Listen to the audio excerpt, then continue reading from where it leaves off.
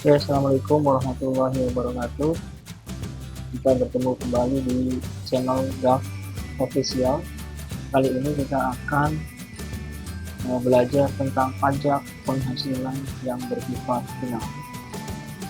Oke, lebih lengkapnya kita saksikan atau tonton videonya. Selamat menonton. Terima kasih.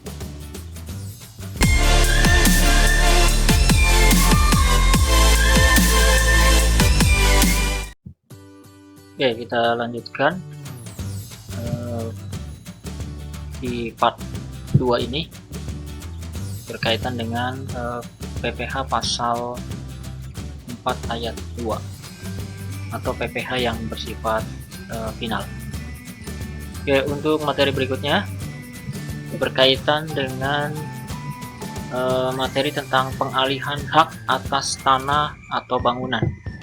Nah, di sini yang nanti akan dijelaskan seperti dasar hukumnya, pengertian, objek pajak, subjek pajak, kemudian yang dikecualikan dari subjek pajak, tarif pajak, dan tata cara pelunasan serta pelaporannya. Nah, untuk yang pertama yaitu berkaitan dengan pengertian dari atau dasar hukumnya ya. Dasar hukumnya terlebih dahulu, ini ada 6 dasar hukumnya. Yang pertama pasti ada PPh pasal 4 ayat 2 Undang-Undang Penghasilan, PP nomor 48 sebagaimana diubah terakhir dengan PP nomor 71 tahun 2008. Kemudian keputusan Menteri Keuangan nomor 243 ini ya, PMK titik 03 2008. Kemudian peraturan Dirjen Pajak nomor 2010, 2009, dan 2009. Oke, selanjutnya pengertiannya. Jadi pengertian dari pengalihan hak atas tanah dan bangunan ini adalah intinya adalah penjualan, tukar menukar, perjanjian pemindahan hak, kemudian pelepasan hak, penyerahan hak, lelang, hibah atau cara lain yang disepakati dengan pihak lain selain pemerintah.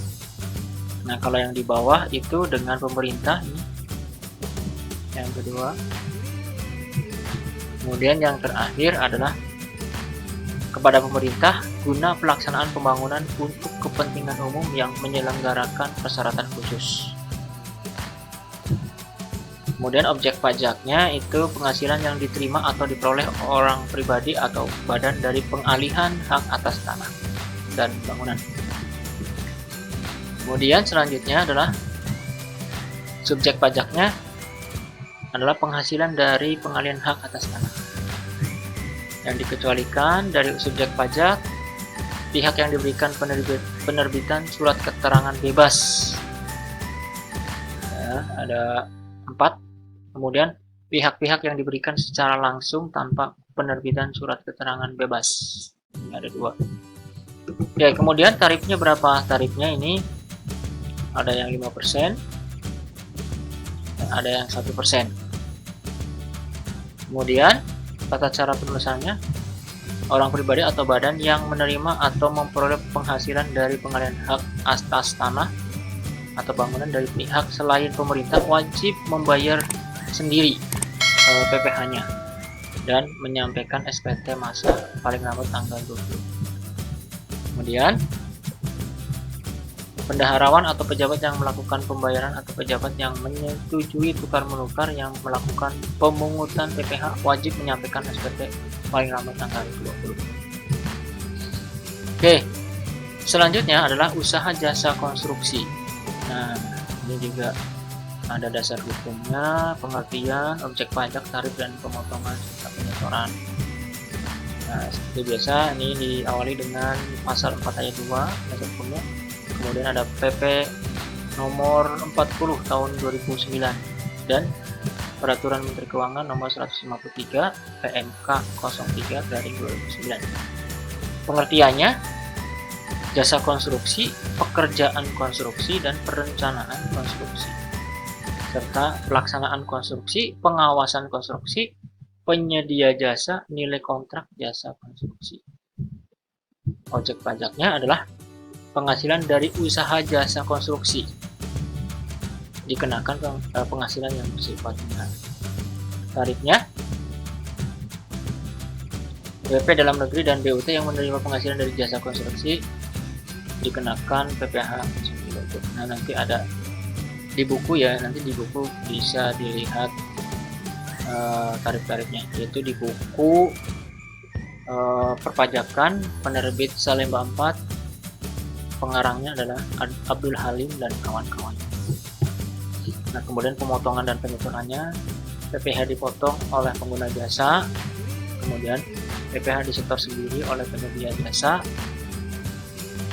Nah, ini ada poin ketiga, jika terdapat selisih kekurangan PPh yang berutang berdasarkan nilai kontrak jasa konstruksi dengan PPh berdasarkan pembayaran yang telah dipotong atau disetor sendiri. Kemudian nilai kontrak jasa konstruksi tidak dibayar dan sebagainya. Ini pemotongan dan penyetorannya. Kemudian selanjutnya adalah berkaitan dengan persewaan tanah dan bangunan. Ini ada dasar hukum, objek pajak, tarif pajak, tata cara pelunasan dan pemotongan, penyetoran dan laporan. Ini dasar hukumnya. Ada PP pasal 4 ayat 2, PP nomor 29, dan keputusan Menteri Keuangan nomor 120 KMK-03/2002. Kemudian yang terakhir adalah ada Dirjen Pajak ya, nomor 2002. Objek pajaknya ini penghasilan berupa sewa atas tanah dan bangunan.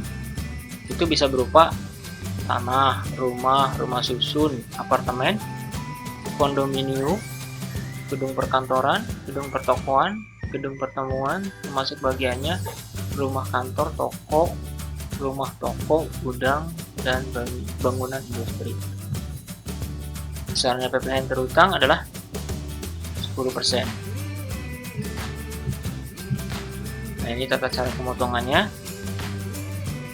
Pemotongan oleh penyewa jika penyewa adalah badan pemerintah, subjek pajak badan dalam negeri, penyelenggaraan bagian atau penyelenggaraan kegiatan BUT, kerjasama operasi, perwakilan perusahaan luar negeri lainnya, dan orang pribadi yang ditetapkan oleh Dirjen Pajak, yang selanjutnya penyetoran sendiri oleh penyewa jika penyewa adalah orang pribadi atau bukan subjek pajak. Ini pemotongan dan penyetorannya dan pelaporan.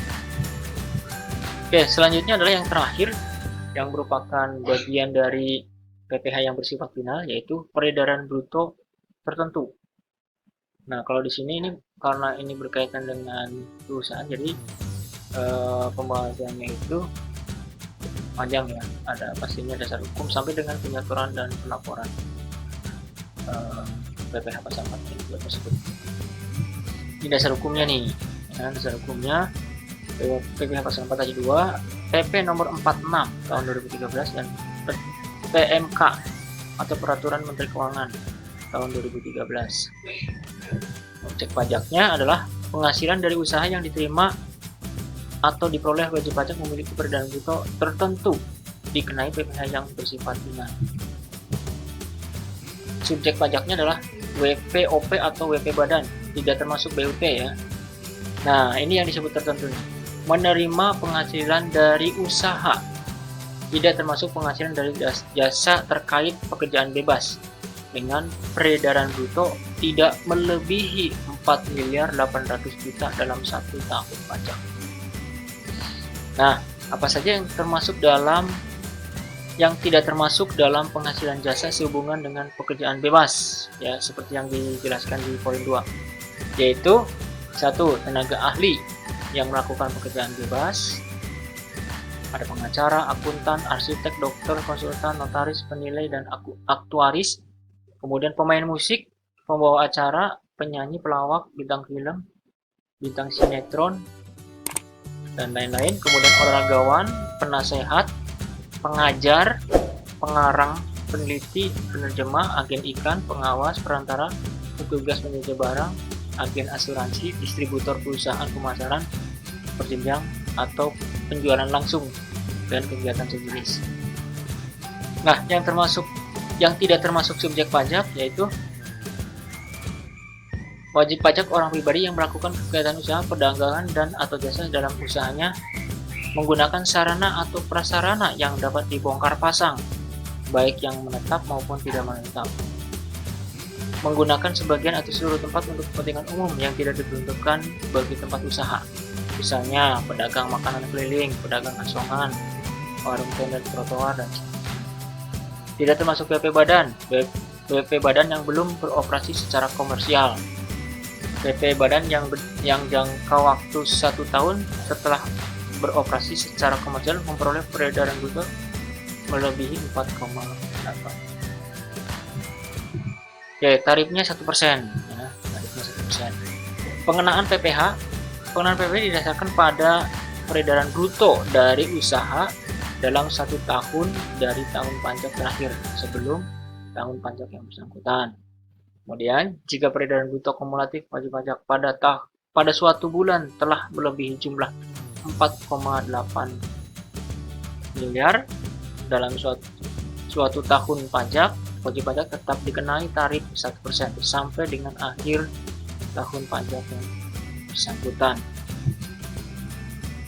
Jika peredaran bruto melebihi 4,8 miliar pada 1 tahun pajak atas penghasilan yang diterima atau diperoleh PP pada tahun pajak berikutnya, dikenai tarif PPh berdasarkan ketentuan Undang-Undang PPh. Di dasar pengenaan pajaknya yang digunakan untuk menghitung PPh yang bersifat final adalah jumlah peredaran bruto setiap bulan. Ya, jadi ini bulanan. Kemudian selanjutnya adalah PPh terutang dihitung berdasarkan tarif pajak dikalikan dengan dasar pengenaan pajak yang dapat dirumuskan seperti berikut. Nah, ini ada hal-hal khusus. Didasarkan pada jumlah peredaran bruto tahun pajak terakhir sebelum tahun pajak berlakunya PP nomor 46 tahun 2013 yang disetahunkan. Kemudian didasarkan pada jumlah peredaran bruto pada saat PP terdaftar sampai dengan bulan berikutnya berlaku PP nomor 46 2013. Kemudian didasarkan pada jumlah peredaran bruto pada bulan pertama diperoleh penghasilan yang dari usahanya yang disetahunkan. Nah, ini penyetoran dan pelaporannya.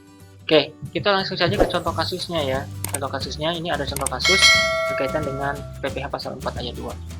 Contohnya adalah perusahaan berdikari. Nah, di sini ada 3 transaksi, yaitu tanggal 3 Agustus, 15 Agustus, dan 25 Agustus. Nah, ini jawabannya.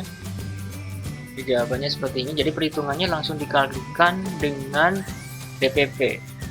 Ya, langsung dikalikan dengan DPP-nya. Misalkan ini jasa pelaksana konstruksi itu 75 juta, ini dikalikan dengan 2% tarifnya ya.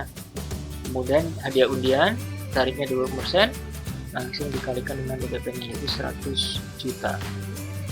Sehingga hasilnya 25 juta. Kemudian yang sewa tanah dan bangunan itu 30 juta kali 10% yaitu 3 juta untuk PPh pasal 4 ayat 2. Mungkin gitu saja untuk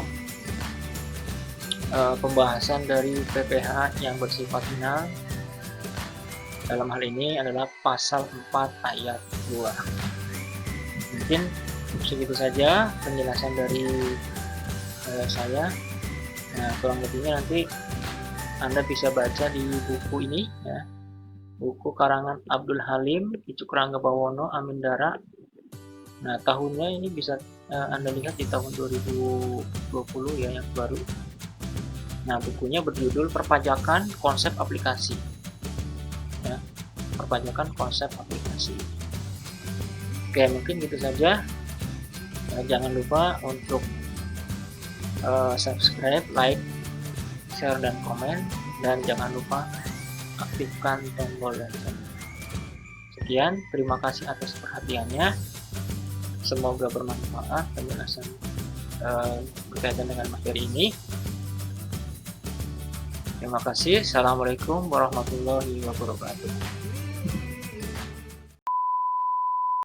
Thank you for watching. Tunggu video selanjutnya.